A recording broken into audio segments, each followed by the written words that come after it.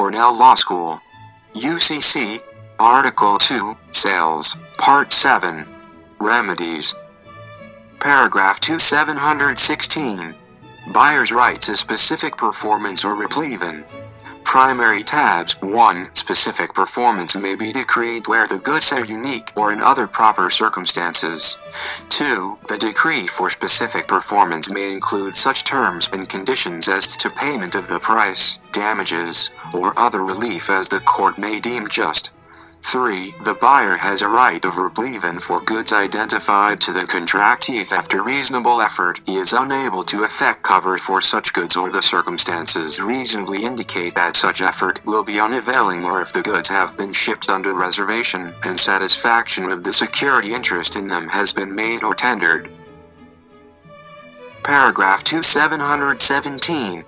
Deduction of damages from the price.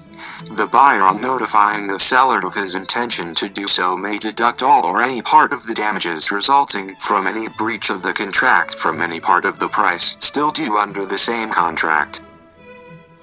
Paragraph 2718. Liquidation or limitation of damages. Deposits. 1. Damages for breach by either party may be liquidated in the agreement but only at an amount which is reasonable in the light of the anticipated or actual harm caused by the breach, the difficulties of proof of loss, and the inconvenience or non-feasibility of otherwise obtaining an adequate remedy. A term fixing unreasonably large liquidated damages is void as a penalty. 2. Where the seller justifiably withholds delivery of goods because of the buyer's breach, the buyer is entitled to restitution of any amount by which the sum of his payments exceeds a. the amount to which the seller is entitled by virtue of terms liquidating the seller's damages in accordance with subsection 1, or b. in the absence of such terms, 20% of the value of the total performance for which the buyer is obligated under the contract, or $500, whichever is smaller.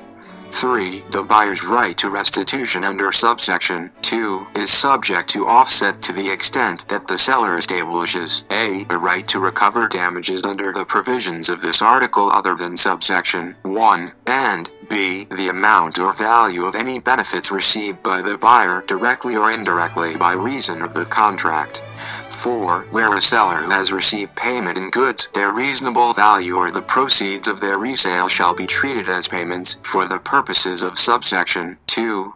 But if the seller has notice of the buyer's breach before reselling goods received in part performance, his resale is subject to the conditions laid down in this article on resale by an aggrieved seller, section 2706.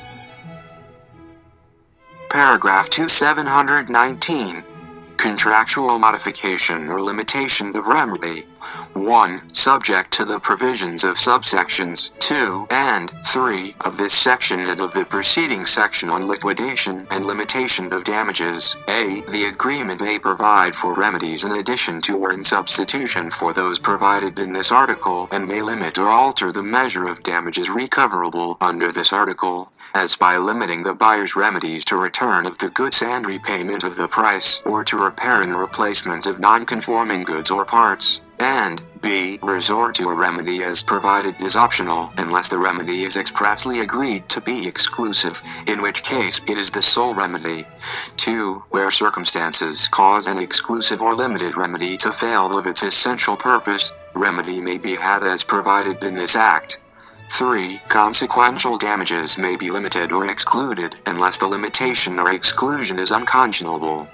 Limitation of consequential damages for injury to the person in the case of consumer goods is prima facie unconscionable, but limitation of damages where the loss is commercial is not. Paragraph 2720. Effect of cancellation or rescission on claims for antecedent breach. Unless the contrary intention clearly appears, expressions of cancellation or rescission of the contract or the like shall not be construed as a renunciation or discharge of any claim in damages for an antecedent breach. Paragraph 2721. Remedies for fraud. Remedies for material misrepresentation or fraud include all remedies available under this article for non-fraudulent breach. Neither rescission or claim for rescission of the contract for sale nor rejection or return of the goods shall bar or be deemed inconsistent with a claim for damages or other remedy. Paragraph 2722. Who can sue third parties for injury to goods? Where a third party so deals with goods which have been identified to a contract for sale as to cause actionable injury to a party to that contract. A right of action against the third party is in either party to the contract for sale who has title to or a security interest or a special property or an insurable interest in the goods, and if the goods have been destroyed or converted, a right of action is also in the party who either bore the risk of loss under the contract for sale or has since the injury assumed that risk as against the other. B. If at the time of the injury the party plaintiff did not bear the risk of loss as against the other party to the contract for sale, and there is no arrangement between them for disposition of the recovery, his suit or settlement is subject to his own interest, as a fiduciary for the other party to the contract. C. Either party may with the consent of the other sue for the benefit of whom it may concern. Paragraph 2723. Proof of market price. Time and place.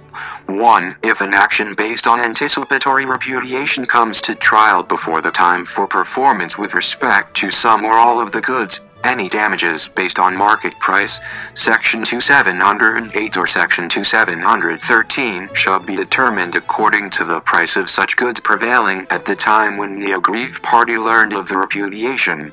2. If evidence of a price prevailing at the times or places described in this article is not readily available, the price prevailing within any reasonable time before or after the time described, or at any other place which in commercial judgment or under usage of trade would serve as a reasonable substitute for the one described may be used, making any proper allowance for the cost of transporting the goods to or from such other place.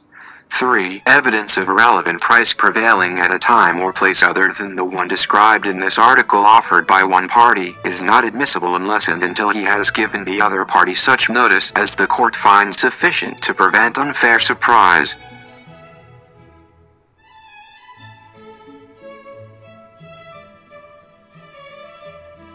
Paragraph 2724. Admissibility of market quotations. Whenever the prevailing price or value of any good regularly bought and sold in any established commodity market is an issue, reports in official publications or trade journals or in newspapers or periodicals of general circulation published as the reports of such market shall be admissible in evidence. The circumstances of the preparation of such a report may be shown to affect its weight, but not its admissibility. Paragraph 2725. Statute of Limitations in Contracts for Sale. 1. An action for breach of any contract for sale must be commenced within 4 years after the cause of action has accrued.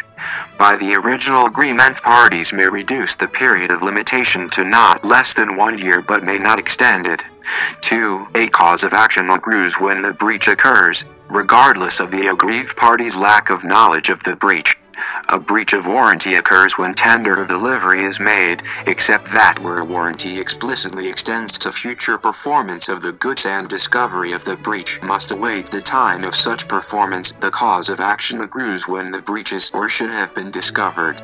3. Where an action commenced within the time limited by subsection 1 is so terminated as to leave available a remedy by another action for the same breach, such other action may be commenced after the expiration of the time limited and within 6 months after the termination of the first action unless the termination resulted from voluntary discontinuance or from dismissal for failure or neglect to prosecute. 4. This action does not alter the law on tolling of the statute of limitations, nor does it apply to causes of action which have accrued before this act becomes effective.